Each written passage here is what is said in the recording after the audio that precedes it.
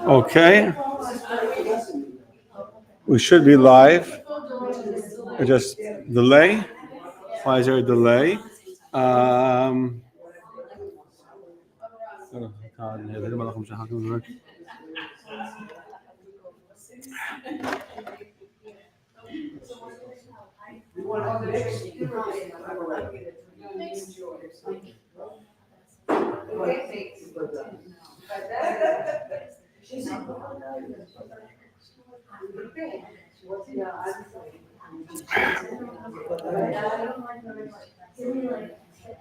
Okay.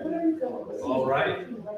I'm on live. I don't see any comments. I don't know if anyone's watching us. You don't see me yet. Okay, so we're not on yet, so we'll wait. Anyway, Rabbi's busy making drinks over here. Pirkei Avos. There we go.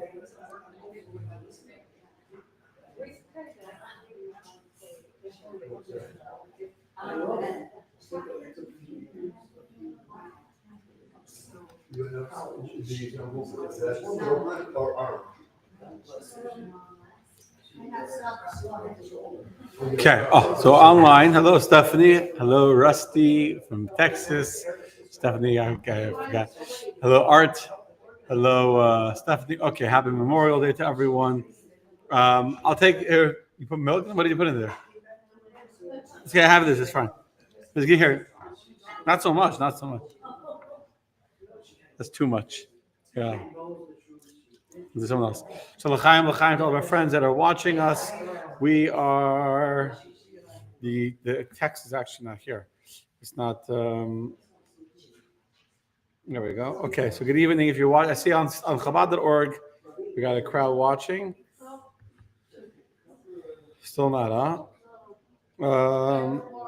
What? Oh, you don't have. Okay, but guess what? And people do what Andrew's watching. Hello, Andrew. I haven't seen you in a while, Andrew. We missed you. And hello, Shira. So we're going to say l'chaim. Is there a reason for the l'chaim? Is this on someone just on the Memorial Day? Because Rabbi showed up, so we could talk about reincarnation, and we could talk about the hostages. So l'chaim to everyone watching us. We're almost ready to begin. The text of the Mishnah did not pull up in my Pirkei Avos Chapter. You see me? Okay, so let's start. First of all, just an important announcement. Next week, for those who forgot, next week there won't be class because next week is Shavuos, obviously. So we'll be here. Next week, Monday, there'll be a beautiful reading of the Ten Commandments and a beautiful Dairy Kiddush on Monday morning. And Monday evening at 7 p.m., there'll be another Torah reading here in Shul for those that, for whatever reason, couldn't come in the morning. For those that were working, followed by some more ice cream in case you want ice cream. That'll be on Monday night. So Monday night, there'll be Torah reading, and there'll be Monday evening, not Monday night. So you're welcome to join us then. Tuesday is Yizkar. And then the Monday after that, there won't be class because I will be at my sister's wedding. My youngest sister's wedding is the Monday after. So Baruch Hashem, I'll be at a wedding. So here in Boca, here. She's married here. So there's no traveling, Baruch Hashem, but the wedding's on Monday. So I'll be occupied, Baruch Hashem. Thank God. It's the youngest. It's my youngest sister. It's the last of 10. Yes, so for my parents, for all those of you who are watching who don't know much about me personally, I am the oldest of 10 siblings. And Baruch Hashem, my youngest 9 of the 10 siblings are married. And the last of the 10 will be getting married in 2 weeks. Bezrat Hashem. God willing. Yes. So it'll be a very, very exciting, I don't know, we'll have to do some shtick. All the brothers for the youngest sister. We've been talking about it. So whatever, can't divulge any secrets. So anyway, it'll be, so you'll miss me. Those of you watching online will miss me for 2 Mondays. All of you sitting here, you won't miss me next week because you'll all be here for Shavuos. And Sunday night, we'll have a lot of learning all night. God willing. Okay. Anyway, Andrew, I'm glad you're with us tonight. Good evening, all of you who are watching. I do have a corny joke. So, corny joke or no joke? In honor of my dear friend, Steve. Ready, Steve? This is for you. So, Why did the student bring a ladder to his Torah class? Why did the student bring a ladder to the Torah class? Because the rabbi said we're going to reach new heights in our learning. L'chaim, okay. That was bad. I know. I Googled joke about learning Torah. I don't know. Those rabbis need to do a better job finding some. I don't know which joke was cornier, the one I told earlier to Michael, or the one. Yeah. It's awesome. Yeah. I told Michael I was writing a book, and I'm on my fourth draft. I was writing a book about beer. I'm sorry. I'm on My fourth draft. You killed that joke so bad, but okay. Anyway, so my friend, let's get serious because it's a serious topic. So yeah, it was pretty bad. I know. I should have not said it. So we are going through the Pirkei Avot, the chapters of ethics of our fathers, which has been quite a fascinating journey. I've actually enjoyed it, and I think I'm going to continue after Shavuos. So the whole world, the entire Jewish world, has a custom that during the 6 weeks between Pesach and Shavuos, during those 6 weeks, we study the 6 chapters of Pirkei Avot. This is a worldwide Jewish custom. I don't know when it began, but it's been around for sure over 1,000 years, based on what I read today. And the whole world studies Pirkei Avot during the weeks of the Omer. And the reason is obvious. First of all, what's the whole idea of Sirah to Omer? To work on refining your character and becoming a better, wholesome, better human being, and to work on your character and work on the different character traits of the person. And so therefore, during this time, we study Pirkei Avot that teaches us not only the religious laws of how to live, but also teach us the ethical values and morals and acts of conduct. Be kind, smile, be gracious, be honest, be humble, be patient, etc., etc. Don't judge, that we've discussed at great length, and there's many, many, many more that we haven't. In addition, we're getting ready for Shavuos, which is all about the giving of the Torah. And to receive the Torah is not only a book of knowledge. To study Torah, to be a Jew that has internalized Torah, is not just to be able to quote verses, Deuteronomy 27:13. I just made that up. I don't know what it means. Or like to be able to give you all the details of halachot and all the laws that you can't touch an alarm on Shabbat. It's not all that Torah is about. It's about becoming a better human being. And therefore, the way we prepare for this experience of receiving the Torah at Mount Sinai is not just by studying the laws, but by studying the ethics of Judaism, the character and the conduct by which a Jew should live. And therefore, part of our preparation for Shavuos, by counting the Omer, is also by studying Pirkei Avot. Chabad has a custom to do it the whole summer through, because since you have a very long Shabbos afternoon, we continue repeating the cycle of studying Pirkei Avot the whole summer through. So we might continue because there's so many beautiful things we haven't touched upon. But if you look in the original versions of the tractate called Masechet Avot, the tractate of ethics of our fathers, there's only 5 chapters. At some point later, it's not exactly clear when. I didn't spend a lot of time researching. Maybe there's some theory, but it's not very clear when there was a 6th chapter added to Pirkei Avot, which is chapter 6. And in fact, this chapter is not the original Mishnah of Rabbi Yehuda HaNasi. I'm not going to go through the history now, how the Mishnah was written, but in 30 seconds, the Mishnah was compiled by a man called Rabbi Yehuda, the prince, Rabbi Yehuda HaNasi. He made 5 chapters of this particular volume. At some point later, the rabbis took brisas. Brisas are the teachings of the rabbis that were not in the cut to become part of the Mishnah, and they made this into a 6th chapter of Pirkei Avot in order that when we study Pirkei Avot in the weeks between Pesach and Shavuos, we should have 6 chapters. There's 6 weeks, 7 weeks with the 6 Shabbases in between. So that's the history. And what's, I guess, interesting, but it's also obvious, is that what's the entire theme of chapter 6 of Pirkei Avos? Anyone care to guess? I'll give you a hint. We're getting ready for Shavuos. Next week will be the holiday when we celebrate the giving of the Torah.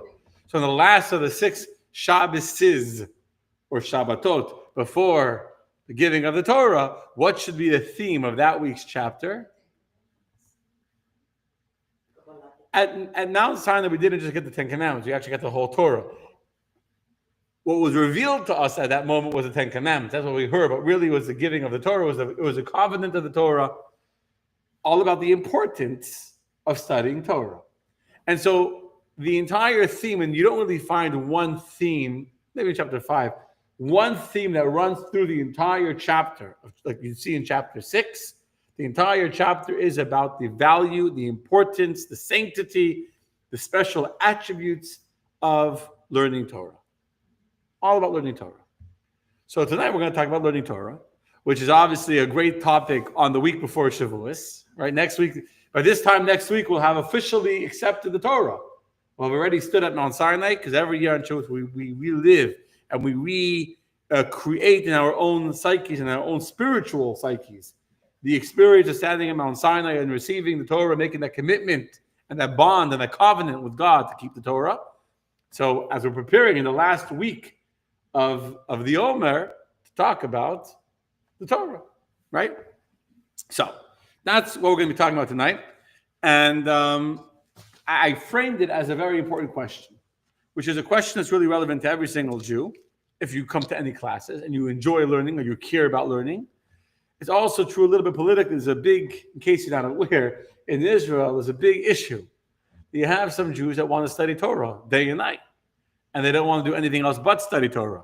And they don't want to join the army. They don't want to join the workforce. They don't want to be part of what other Israelis would consider regular Israeli society, and all they want to do is study Torah.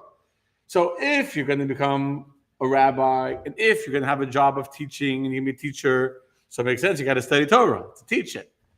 But you have many people that are not becoming rabbis in a formal capacity. They're not becoming pulpit rabbis. They're not going to become teachers and preachers of Torah. They spend their entire day and night studying Torah just to study more Torah and more Torah and more Torah. And Torah is endless. And the amount of Torah you can study is literally deeper, as it says, deeper than the widest sea. And there's no end to the wisdom and the depth of Torah. But the question is why? Why is it so valuable and so important to study Torah just for the sake of studying Torah and nothing else? So that's the question that many in Israel are struggling with. And in more contemporary language for us here in America, for those of us that are not as religious and not that involved in Israeli politics, we have that same question. Why should I go to a class to study Torah if I'm not religious, or if I'm not going to be a rabbi? If it's a class how to keep Shabbat, I understand the importance. If it's a class that's going to give me some self-help and teach me, how to be a better person, I get it. But just to go study Talmud, or to go study Hasidic philosophy, or just to study, the weekly parsha, why do I need it? And many, many Jews who have to make decisions every day, what are they going to prioritize in the day? What are they going to do tonight? They're going to watch a Torah class, or they're going to watch Netflix. I don't know what shows are popular today. I have no idea. I have no idea what they're watching on Netflix. I don't know. Football's in season yet. Whatever. You have to choose. Should I go and play golf, or should I go to a class? And if you can't answer the question why the study of Torah is important for the sake of studying Torah, then you may end up choosing golf or Netflix or whatever else over the study of Torah, because you appreciate that Torah is very important to the Jewish people, 100%. We're not talking about someone that doesn't appreciate the value and the importance and the sanctity and the holiness of the Torah. But that's for the rabbis to study. And if I have a question, I'll call the rabbi. It's like medicine. Medicine is very important. I completely agree that people should know medicine and teach medicine and study medicine, and doctors can do amazing things. Do I need to study medicine? No. If something's wrong with me, I'll go to the doctor. He'll tell me what to do, and that's it. I'll trust him. I'll take the medicine. I'm happy he's studying it. I'm happy there's a school for him to go to, and he has a teacher that taught him. I don't need to spend my time studying it. And some people look at Torah the same way. The rabbi studies. Good for the rabbi. Let him study. Good for It's important for the rabbi to study. They agree with the rabbi studying. They're happy to see guys studying in yeshiva. But for me, in my life, it's not relevant. It's not something that's important if it's not practical. And very often in the society in which we live, we determine importance by its utility. How effective, how much will it help me? Oh, this will help me? Okay, I want it. It won't help me? Then it has no value to me. So that's really the question we want to address tonight. What is the inherent value in the study of Torah for the sake of the study of Torah? Okay, so let's start. And if you're sitting here in the room, you should have in front of you the text of the first Mishnah of chapter 6. And if you're home, you can just open up to, 1 second. I actually made a source sheet, but it didn't download onto my computer for whatever reason. It's fine. So if you open up the beginning of chapter 6, the very, very first Mishnah, okay? Let me just move this 1 second so that then I can share it on my screen. Here we go. Okay, so I'm sharing it on my personal screen. Chapter 6, Mishnah 1. Shanu Chachamim L'Shem HaMishnah. The sages expounded in the language of the Mishnah, meaning, I already gave you that introduction that this is not actually Mishnah, what we're going to study. It's actually Brisa, which is a later addition to the Mishnah, but they wrote it to be like in the style of the Mishnah because they wanted this to be part of the study of ethics of our fathers. Baruch Shabachar Behem U'B'Mishnasam, blessed is he who chose them and their learning. Meaning to be able to add this to ethics of our fathers. Here comes the important part. No, it wasn't not important, but here comes Rabbi Meir says, Kol ha'osek b'Torah l'shma soichel l'dvarim harbe. Listen to these words. Whoever studies Torah, the translation says for Torah's own sake, or for Torah's sake alone, merits many things. So the Hebrew is important here. Kol ha'osek, whoever involves himself by Torah lishma, this is the word here, lishma, which literally means for its name or for her name, actually, to be completely precise. He merits many things. And not only that, but the creation of the entire world is worthwhile for him alone. That's a strong statement. The creation of the entire world is worthwhile for him alone. So let me stop the Mishnah. Let's talk about these words and then we'll continue. The key word that I want to point out here is the word Torah, lishma. Lishma means for the sake of for her sake. The Torah is referred to the feminine grammar. Torah is her sake. Even they say a joke that when the boy is young, he learns Torah lishmo for his name. He wants to be average. No, he's the best kid in the class. He got a good grade. He gets older, he starts to learn Torah lishma for her name. He wants to get married to a good girl, so he wants, so he wants him to know he's a scholar, so he'll get a good girl in the hierarchy of the dating of the religious world. That's just a joke. On a serious note, he wants to learn Torah for the sake of the Torah. Now, what does that mean to learn Torah for the sake of the Torah? Before I even get to that, I actually wanted to point out another word first. The Mishnah said, Kol ha'osek b'Torah lishma. Whoever invests himself. The English translation said whoever studies Torah. But as Sarah will tell us, the word study is not osek. Study is lomei, to learn. What does osek mean? To deal with, business. Right? Papel, right. When you're osek in something, you're deeply, deeply engaged. Right? Is that correct? You're very, very actively. Oh.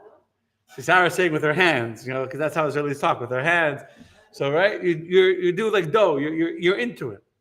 So the Rebbe would point out that when you learn Torah, you need to learn Torah, not just like when you're sitting and study. You can study like you lean back in your chair.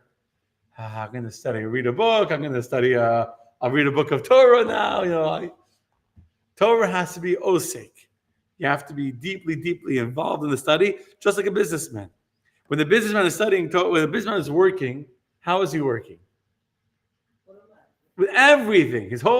When it's your business, and I don't mean someone that shows up to work. When someone you can show up to work and you can check in and you'll punch in the clock. But then when someone who owns a business and they're working in the business, their whole identity and their whole being is focused, and their whole body, every part of them feels the success of the business or the stress of the business. If there's something going wrong in the business, they're stressed out. Their whole body is tense and nervous, right? No such people. Why? Because it's them. They're totally, totally engaged. And even when they leave work, what happens? They're still in their brains. They can't get it out of their heads. It's in them. They're stuck. I know. Trust me, I can relate. They go to bed at night and they're still thinking, and they can't turn the brain off. That's how we should learn Torah. We should learn Torah like it's our business. Not just it's interesting. Okay. Nice ideas. We should learn Torah. Our whole body, our whole entity, our whole existence should be focused on the Torah. Okay. But anyway, what we really want to talk about is what does it mean to learn Torah lishma? To learn Torah for its sake. So, let's start with the easy part. What does it mean to learn Torah not for its sake? Before I get to what it is, it's easy to say what it's not, right? You can learn Torah lishma, for the sake of learning Torah, or you can learn Torah shelo lishma, which means not for the sake of Torah. Why would someone learn Torah not for the sake of Torah? For themselves. To show off? Excellent. That's one reason. Person wants to learn so he can show up and how smart he is, how brilliant he is, how much he knows, which is how you start. I want to do good on my test. I want to be the best in the class. And then you can keep on trying to excel, to be famous, to have a big, everyone should say, oh, wow, that guy, look at him. Oh, that's the genius of the class. So you're learning to show off. When a person learns not for the sake of internalizing the wisdom of Torah, but to be haughty and to show off his brilliance, his smartness, he's corrupting the Torah. He's learning, instead of learning Torah for the sake of Torah, he's learning it for his own benefit. Okay, that's good. What could be another reason why someone will learn not for the sake of Torah? Because why? So when someone feels like forced to come, because I guess they grew up in a religious home and they have to go to yeshiva, they have to go to class, and they go. So they're learning not because they want to, but because they have to. Okay. There's historical significance. They're learning Torah because they find it historically interesting.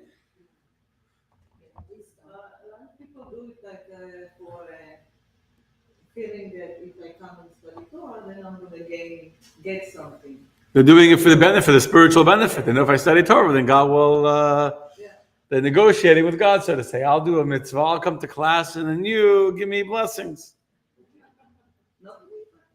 I'm guilty. By the way, that's not why I study, but I have that thought because I firmly believe that part of our blessings and success comes from studying. I study Torah every single day in my office, not to teach, it's for the sake of learning Torah. And there's many sources that you get blessing from studying Torah. But, okay. But purposely, when you know it, I go. Yeah, correct. That's not correct. If you do it for that reason, that's when you're doing it not for the right reason. If that's the reason why you're doing it. Some people learn because it's enjoyable. Torah is brilliant. Yes. Now, if you haven't studied Torah in depth, you won't know this. But Torah is actually the most brilliant, intellectually stimulating of all sciences and studies out there. You can study, pick astrology, I don't know. Okay? If you study medicine even, at some point you kind of like know what it is, and Torah, I'm not knocking any other, knocking medicine, God forbid, but the depth of Torah and the different styles of Torah and the different areas of Torah. If you're more into philosophy, there's so much philosophy in Torah. If you're more into dry, square, again, you see what I like, but if you're into law, if you're more of a legal mind, there's halacha. If you're more into interesting numbers and things, there's gematria, the numerical value. There's so much in Torah. There's inspirational stuff in Torah. There's technical stuff in Torah. There's details in Torah. There's psychology in Torah. There's philosophy. There's everything. And there's so much. And there's so much depth. So some people love to study Torah because it's intellectually stimulating. It's enjoyable. Oh, I didn't tell you the joke. None of you heard the joke. So I'm going to tell you a joke. Hopefully you'll get it. It's not corny, but it's a Torah joke. It's a real Torah joke, a real Jewish joke. So there's once two friends. I said it in Crown Heights, but none of you were here. So there was two friends that used to study Torah together every single day in the yeshiva.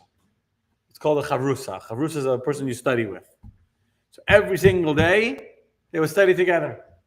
And then, one day, years go by, And one of the two study partners, his daughter gets engaged and is going to get married. So he calls up his dear friend. He says, we're studying together for the last 10 years or so. I want to honor you to say one of the blessings under the chuppah for my daughter. So the guy tells his friend, I have to tell you the truth. I don't want to do anything wrong for your daughter, but I'm actually not Jewish. I'm not Jewish. And so for me to go say the blessing under the chuppah, to be a Jewish person say the blessing, I don't want to take away from her by having a non-Jew say the blessing. This guy is shocked. He's been learning with him for 10 years. He was like totally religious with a beard and went to shul every morning and came to shul on Shabbos and kept kosher. Like he was living in the Jewish community. So what do you mean you're not Jewish? You're coming and studying Torah for 10 years with me, coming to shul. He says, I started studying Torah. I love it. I love it. So I started coming. I knew that in order to be able to sit in the yeshiva, to look like I'm religious. So I started like dressing religious. I started going to the shul, and I love the friends. I love the study. It's so beautiful to study Torah. It's all I want to do all day and night. The guy's like shocked. Then he remembers that it says that a non-Jew is not allowed to keep Shabbos. Shabbos, we had several classes on this, is a covenant between God and the Jewish people.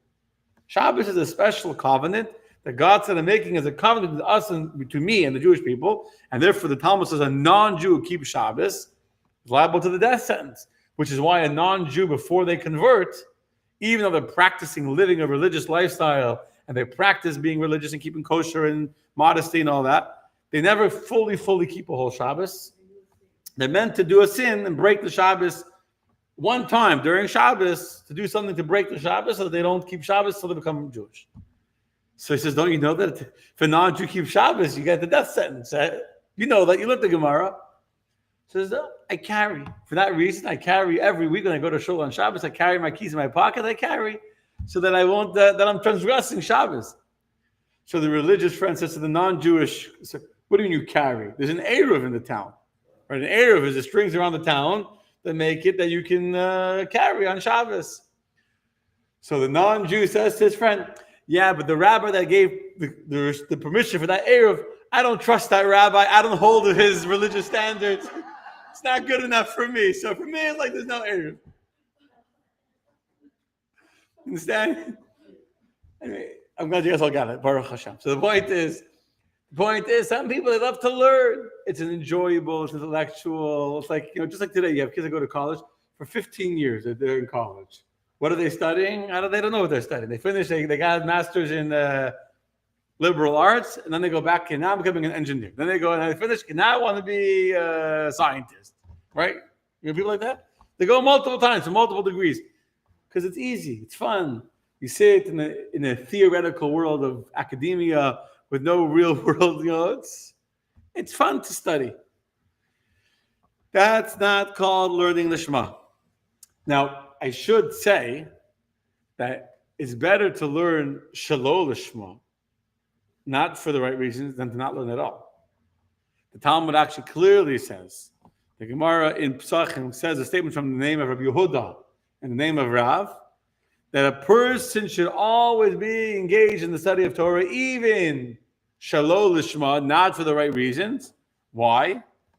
Because when a person studies Shalol Lishma, eventually he'll come to study for the right reason. He'll come to, how do you start?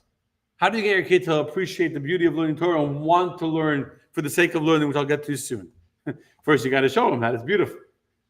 So you got to make him learn how to learn. So you got to give him a reward. That's how you teach your child, right? Give him a prize. You give him a honor roll. Gets to go on the trip. Gets to go to a restaurant. Then slowly, as they grow, they get a little smarter, a little more, and they understand the true value of what it means to learn for the right reasons. Anyway, so this is what it means to not learn for the right reasons. I haven't yet said what it is. I'll leave that, but let's continue the Mishnah. Let's see what else does the Mishnah tell us happens to this person. So far, am I making sense before I go further? Yeah. So we know that you can study Torah for all the wrong reasons. Now, studying Torah for the wrong reasons is not a sin. You still do the mitzvah, right? You still do the mitzvah studying Torah. You still get points in heaven. And by the way, you'll still get Gan Eden, but the paradise. And you'll still be a scholar. But at the end of the day, that is not yet the real reason why we have to study Torah. Those are all external, self-serving reasons that are being done for your own benefit, not for it, the Torah's benefit. Lishma means for it, for the sake of the Torah. You're doing it for the sake of yourself. So we need to understand what does it mean to learn Torah for the sake of the Torah. But before we go further, let's see. What else does the Mishnah tell us is given as a title or description to this person who learns not for self-serving aggrandizement or for self-pleasure, for the sake of God?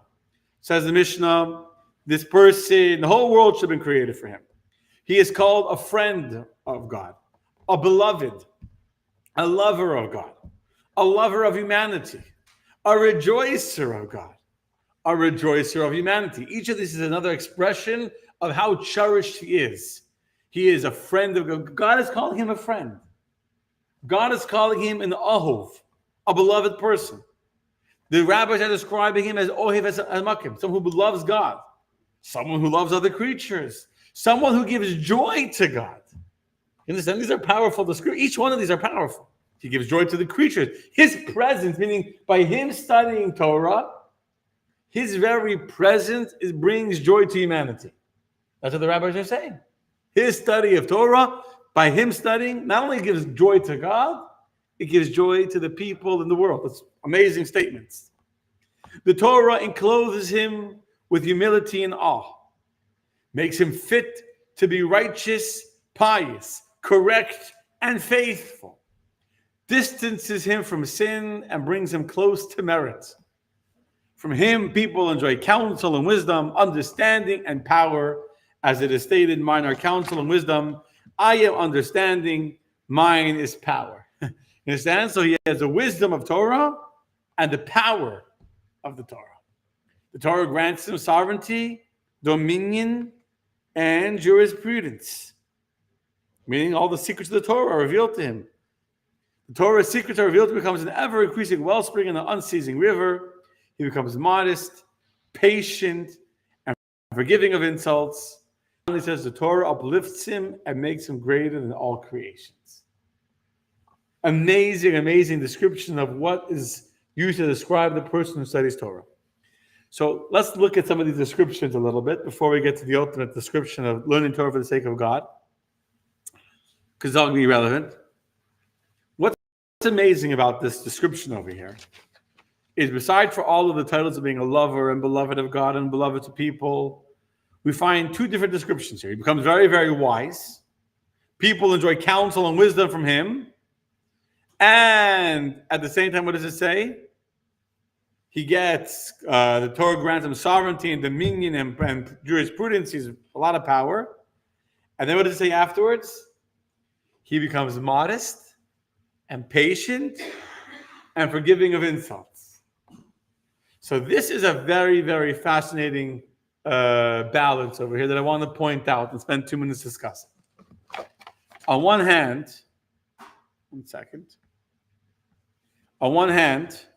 normally, when people study and become scholars and learn a lot, what happens?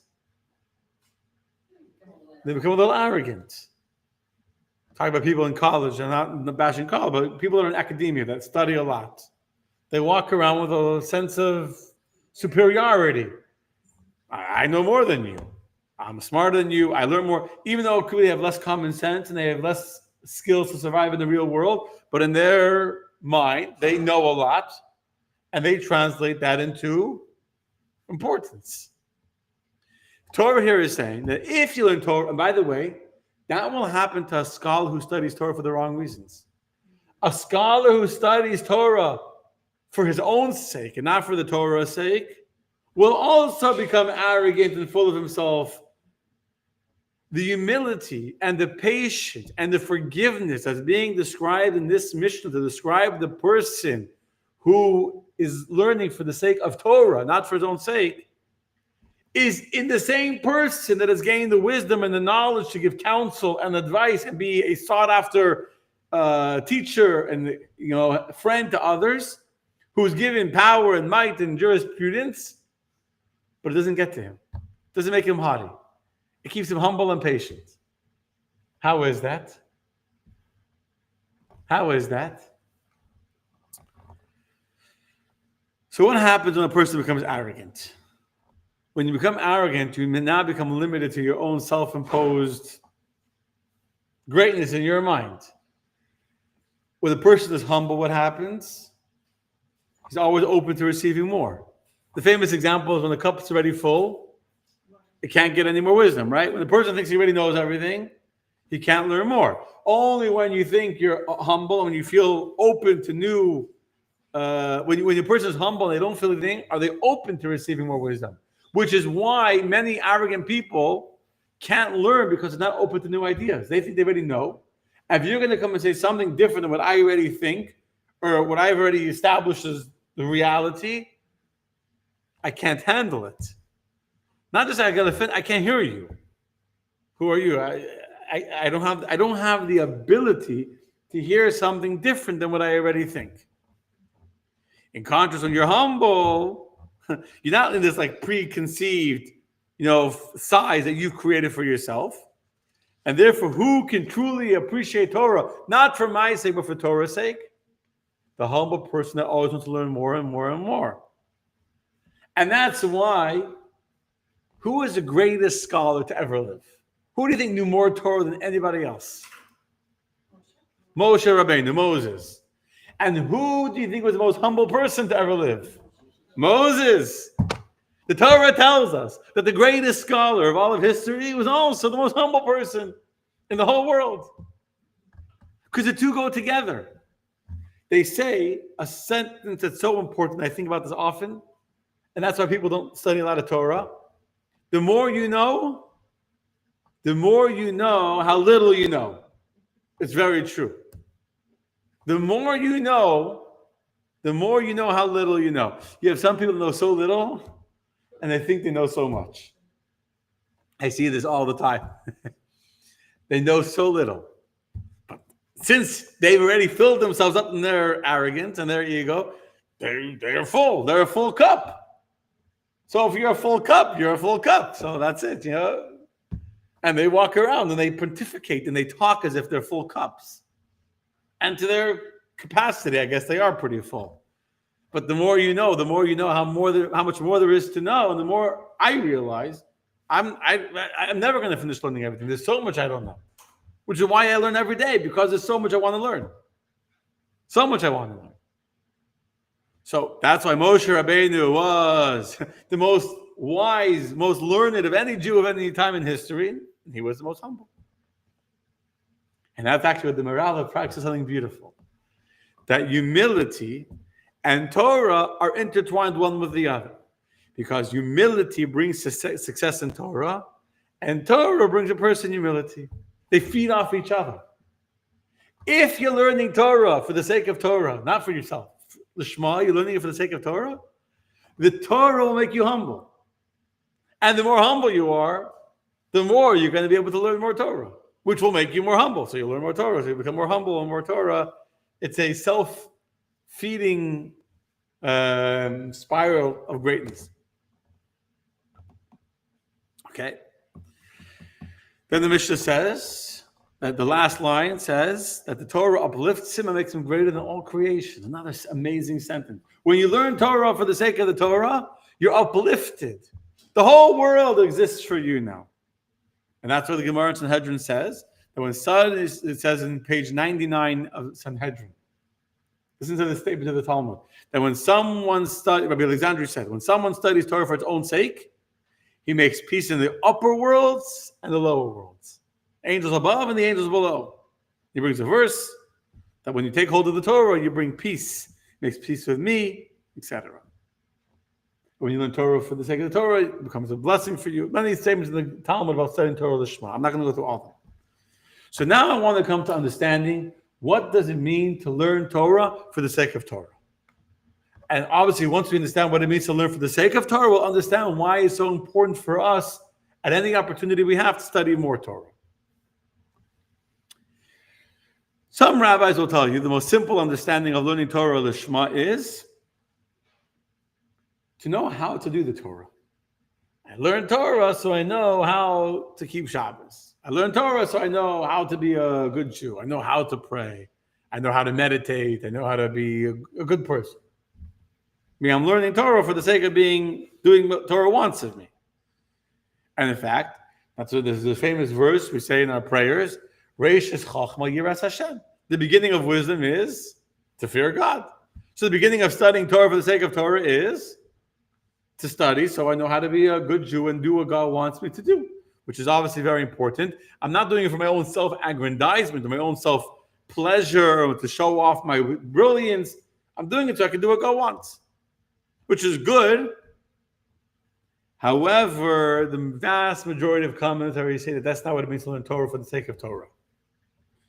And in fact, most Jews that study Torah are not only learning things that are relevant or practical for day-to-day halacha observance.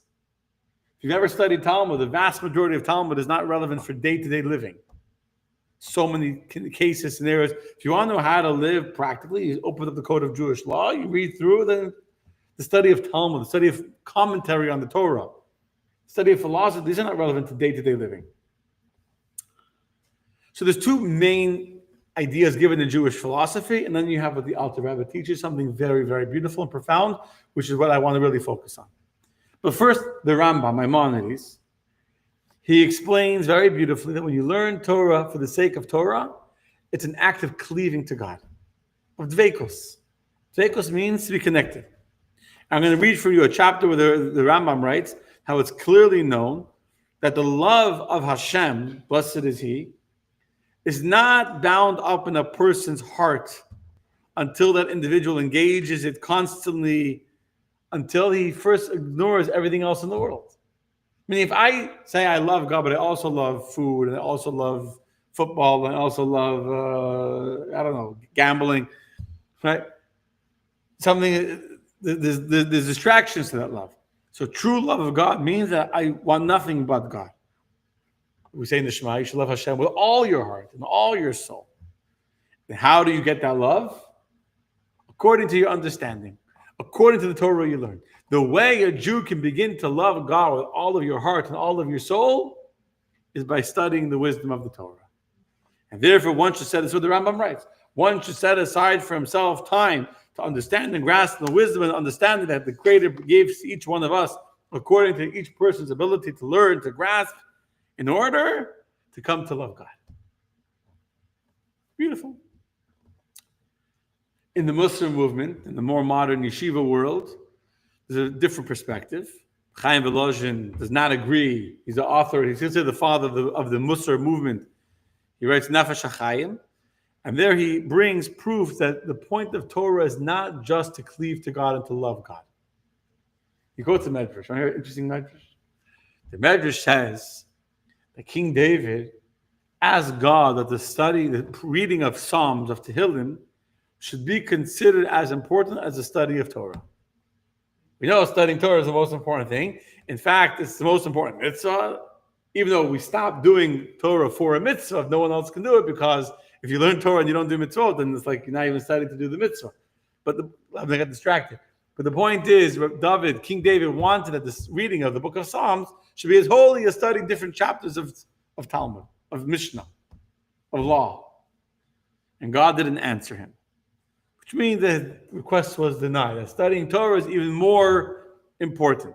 So if the whole point of studying of Torah is only to bring you to a state of cleaving and oneness and connection to Hashem, state of love, dveikos, saying Tehillim is also a very effective form of cleaving and feeling close to God. When you read the Psalms, beautiful, beautiful Psalms, and you're reading the songs that David wrote, times of distress, at times of peace, when he was in the pastures, you read the Psalms, and what happens? You feel the love to God.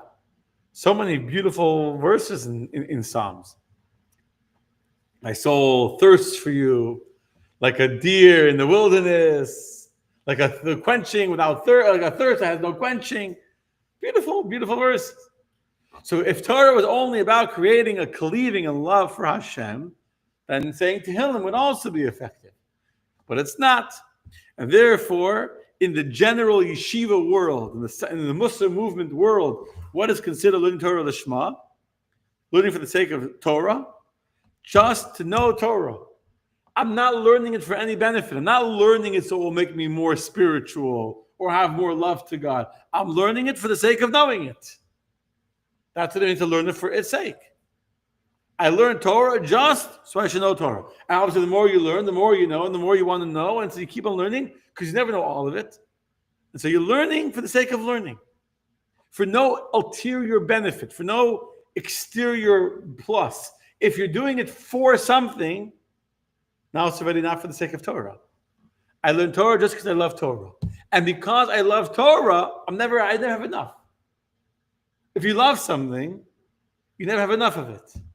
If you're deeply, deeply in love with your spouse, you ever say, I have enough of you?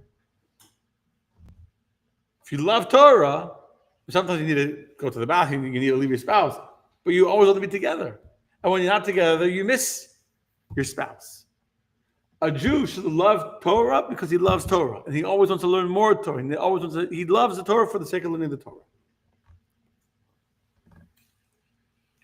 Yes, makes sense so far? Comes along the Alter Rebbe in Tanya, and the Alter Rebbe gives us such beautiful understanding. Not that everything I didn't say till now is not correct. It's all correct. It's all true, and it's all beautiful. But the Alter Rebbe gives such a beautiful way to inspire someone like me to want to learn even the parts of Torah that are not my favorite parts. For me, I enjoy learning Chassidus. I enjoy the philosophy. Give me some good, deep Hasidic philosophy, and I'm in my element. For me, to learn Gemara, which is much more complex, technical, legalistic, it's not my style. And yet I do it every week. Every Sunday I learn Gemara. Why? What motivates me to learn the part that's not my style, not what I enjoy most? So the Alter Rebbe explains, now what does it mean, lishma? For its sake? It doesn't mean for the sake of the Torah. It means for the sake of God. For the sake of connecting myself, of binding my soul to Hashem, that I should be one with God. Not dveikos, but that God will be in me, and I will be in God, and I will be I will be encompassing God. I'm going to explain in a second, and God will be encompassed within me. Let me explain what I just said. When you do a mitzvah, explains in Kabbalah, Chassidus, when you do a mitzvah, what happens in that moment? You put on tefillin, you give charity, you go to shul. What happens when you do that mitzvah? You are embraced in the love of God. God is hugging you. Every one of the mitzvot is an action that brings down the love of God upon you and the light of God upon you, and you are, so to say, dressed in the protective light of that mitzvah. That's what it says in the Zohar, that the mitzvos are garments for the soul.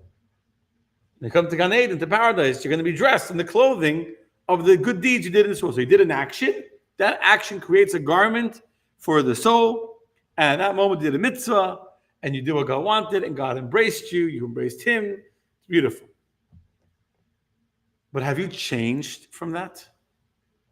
Have you become a different person because you put on tefillin, or because you put up a mezuzah, or because you ate kosher instead of eating not kosher? Are you a different person, or are you still the same person? Just have kosher food in your digestive system instead of you are changed. You do change, okay. And you do change, by the way.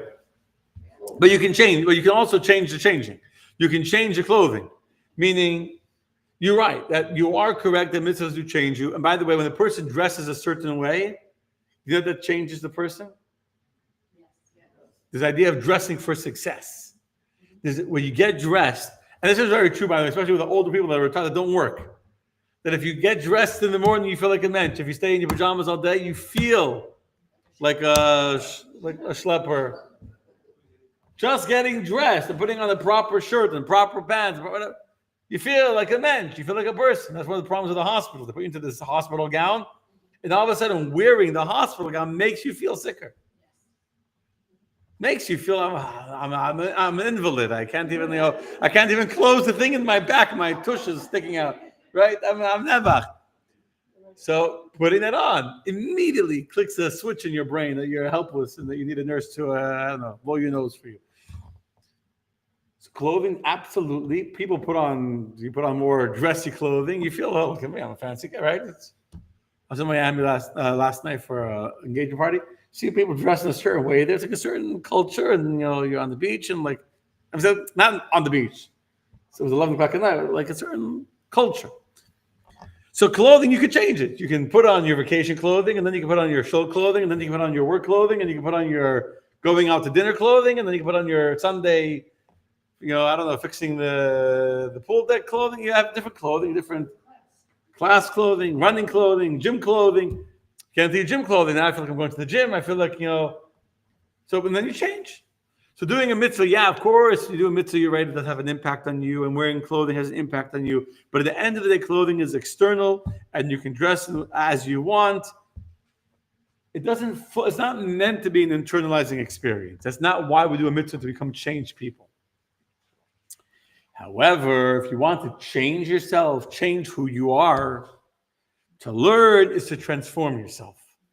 When you learn, you transcend yourself. A mitzvah is me bringing me in my current state, doing something God told me to do. Learning is about me in my current state trying to transcend my current self. It's about me trying to understand something greater than me, something beyond me, something that I never knew before. And when I learn that and I internalize that and I make that wisdom my wisdom, I have now internalized the wisdom of the Torah. I've eaten it, I've consumed it, I've swallowed it, physically swallowed it. It's not in my digestive system, in my brain's digestive system, which is why Torah is compared to food. Torah is compared to water, and Torah is compared to bread. The secrets of the Torah compared to oil, wine, different things, Torah is considered bread. Why is Torah considered? There's a verse where God says to the Jewish people, eat my bread, referring to eating the Torah, studying the Torah. Because what happens when you eat bread? Or gluten-free, organic, bread. If you can call it bread. What happens when you eat it? How does it nourish your body? But how does the loaf of bread become energy in your body? Sugar. It's broken down into sugar. Your body chews it, digests it, and now your body starts taking on the enzymes and the sugars and the proteins and becomes part of you. It becomes part of your flesh. It becomes part of your blood. It gets put into your blood system. That's what happens. Whatever you eat now becomes part of the blood circulating in your body. And that's why it vitalizes you and gives you energy and gives you a boost. Because you've internalized, not just I swallowed it. Like I swallowed, if you swallow a diamond, people smuggling diamonds, they smuggle a diamond, they goes out the other exit 12 hours later.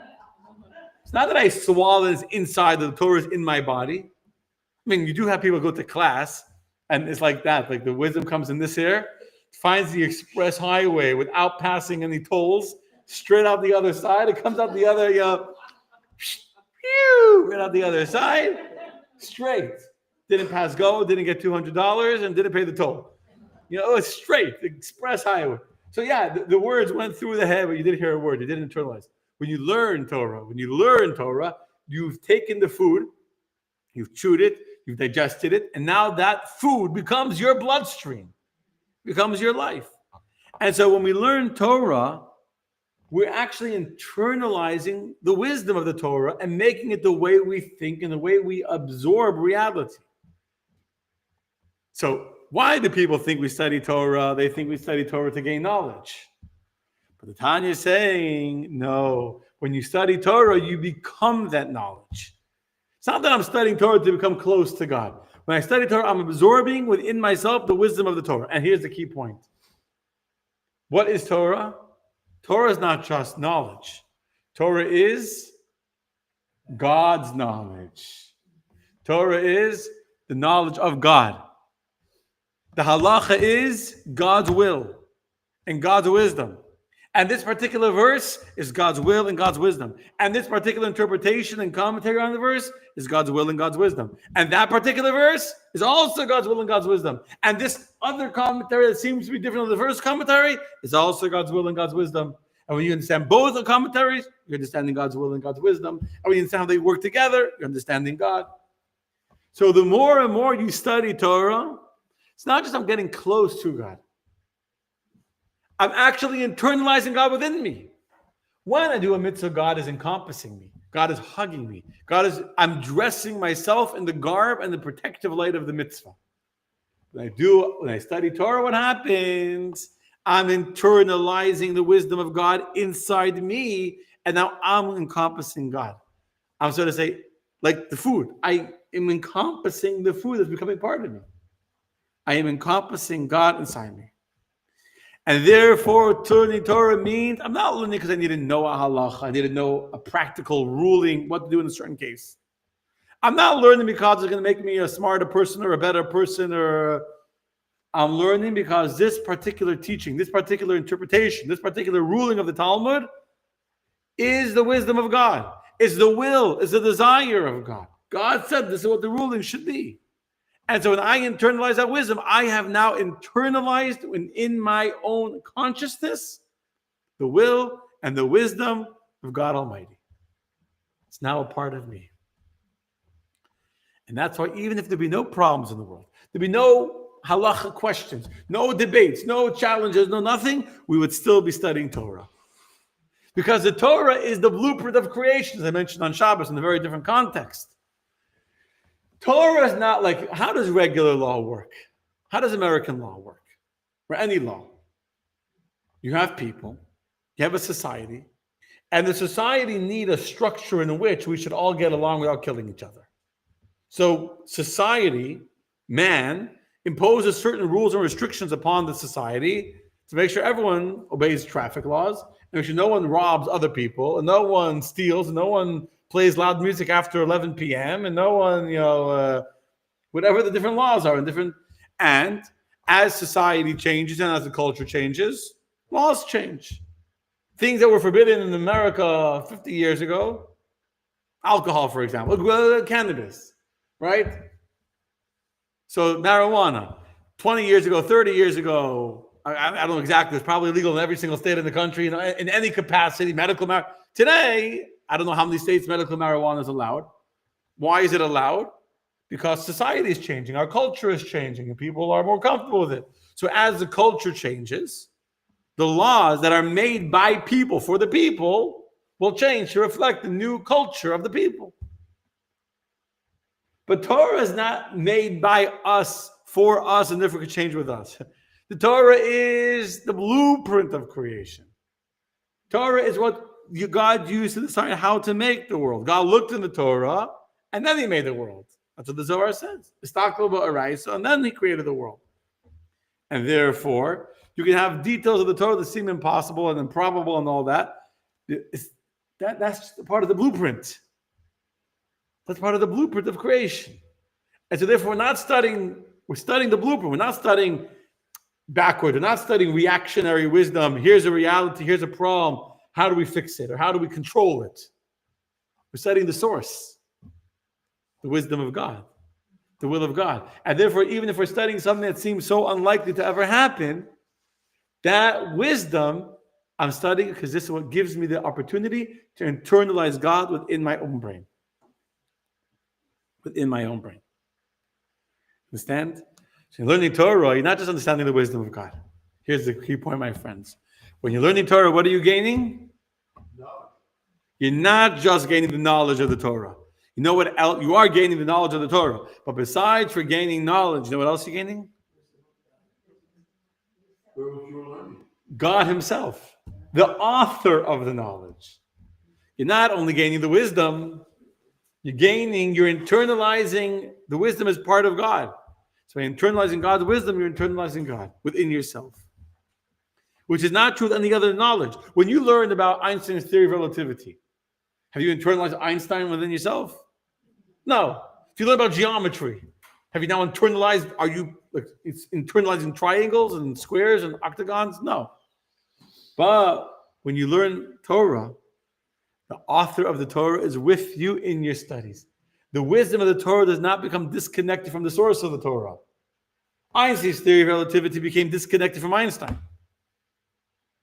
If you want to tell a famous story about Aristotle, they once had Aristotle, who was a teacher of philosophy and ethics, committing a very immoral act. So a student said, Aristotle, you're a teacher of ethics. How could you do this unethical thing? So he says to them, I'm also a teacher of geometry. Does that mean I became a triangle?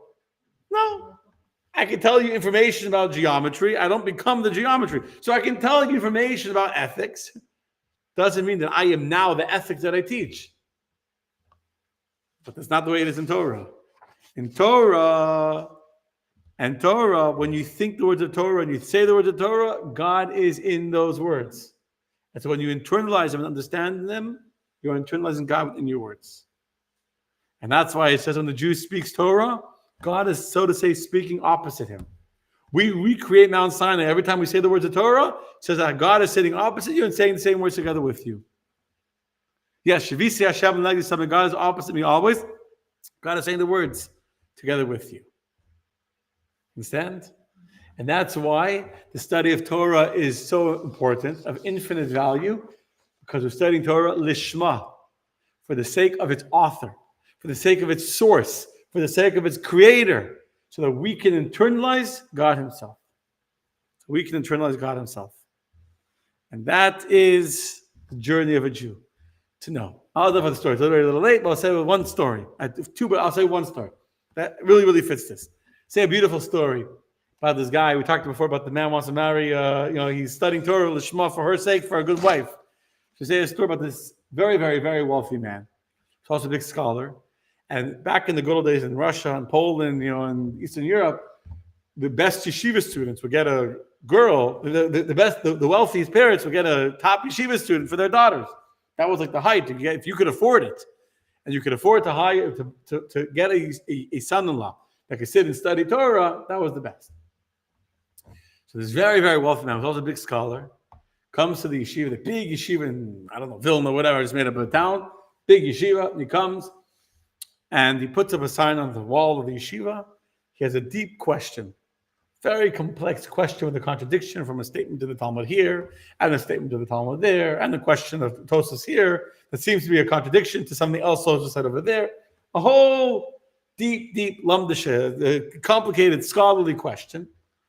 He said, I'm looking to marry for my daughter, and I'm offering as a dowry a huge amount of money. 3 days I'm in town, whoever can figure out the answer to this question, they will be the ones to be able to get my daughter's hand in marriage. For 3 days, the whole yeshiva is turning over, trying to figure out the answer to this question. They're trying, and they're debating, and they're arguing, and different students are coming up with different theories and different possibilities. But the question was an excellent, excellent question. Brilliant question that not one student in the entire yeshiva could figure out. And after 3 days, and every single student tried and came with their own answers, and each one that they came to this rabbi, he disproved it, he showed them why it wasn't the right answer. And finally, after 3 days, students give up, don't know the answer. He takes the sign off the wall, gets into his wagon and leaves. He's leaving town, and all of a sudden, as he's on the road, about to leave the town, he sees one of these yeshiva students running after the wagon. He's excited. Maybe someone's answer. He stops the wagon. Says, stop. He stops the wagon. And he says to the yeshiva student, you have an answer for me? He says, no, I don't have the answer. So he says, so why are you chasing me if you don't have the answer? He says, because I can't sleep. I'm so curious. Tell me the answer. Says, aha, you're going to be my son-in-law. Understand? The desire of Torah is not to show off, I know the answer.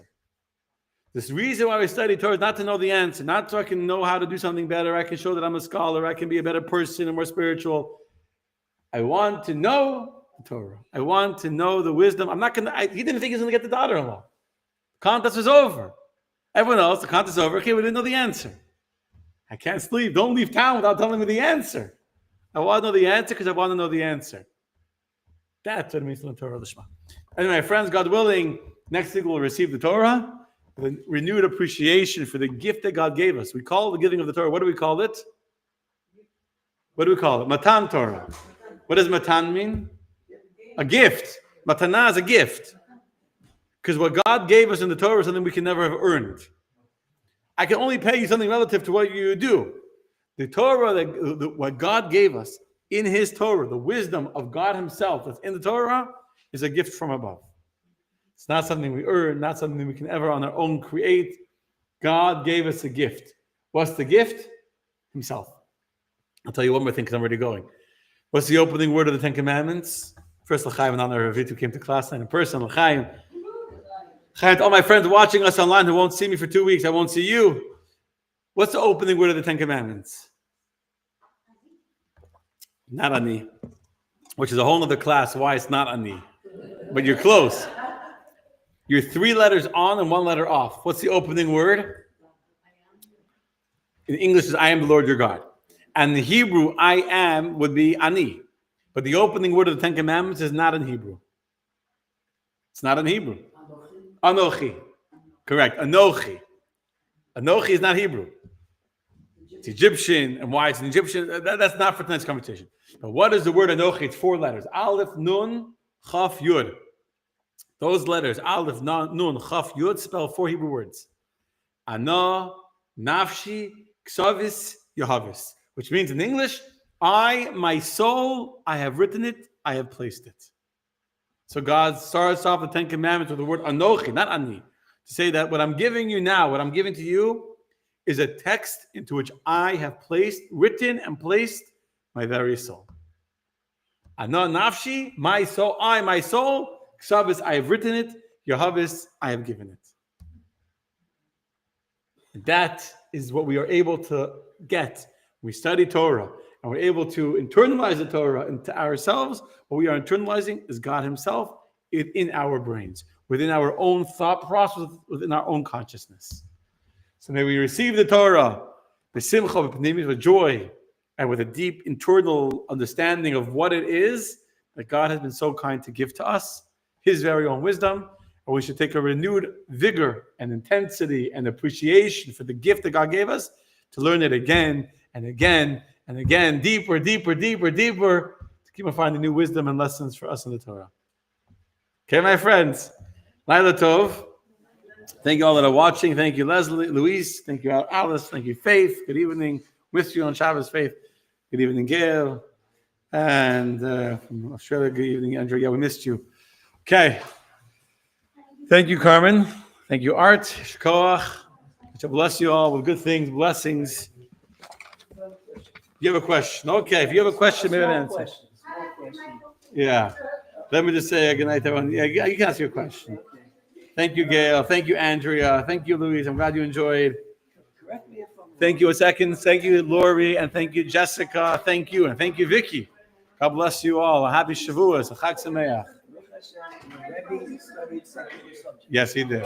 How does that mesh with the yeshiva? Sitting in yeshiva all day, and nobody wants to learn arithmetic or geometry or calculus. People ask the Rebbe that question. How come the Rebbe went to college? Did they all want to go to college? Added to that question is, how does the yeshiva worker provide for himself and his family? Oh, it's a different question. Is that attached? No. The fact that the Rebbe went to college is because the Rebbe had a certain divine mission. He had to know the world, whatever. The Rebbe told people, I went to college. I know. That's why I can tell you not to go. I'm not telling you as a rabbi that never went to college. I'm telling you someone that has a degree in college that you don't need to go to college. It's not going to be in your best interest. Because you're exposed to whatever. I can show you many people that went to college that are broke. And I can show you many people that went to yeshiva and never went to college a day in their life that are multimillionaires. College is no guarantee for money. As an example, Anyway, good night, my friends. Good night, Gail.